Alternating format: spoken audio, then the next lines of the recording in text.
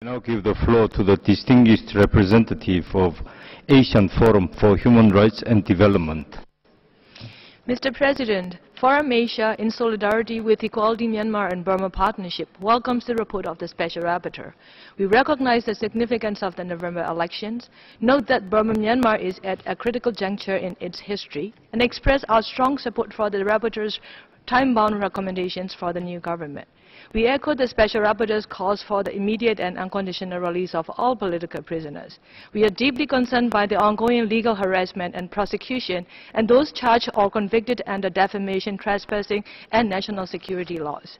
We draw the Council's attention to the urgent need for constitutional reform and the restoration of full civilian control over the military. Extensive legislative reform is also needed for creating a democratic space and a safe and enabling environment for human rights defenders. In this regard, the Peaceful Assembly Law and Article 505B of the Penal Code must be amended. In relation to the Myanmar National Human Rights Commission, the government must act on the ICC-SCA's recommendations. We express serious concerns over ongoing conflict in ethnic areas and resulting human rights abuses and violations of international humanitarian law, including sexual and gender-based violence. In this regard, we support the Rapporteur's recommendations on establishing accountability and ensuring full participation of affected communities and women in the peace process.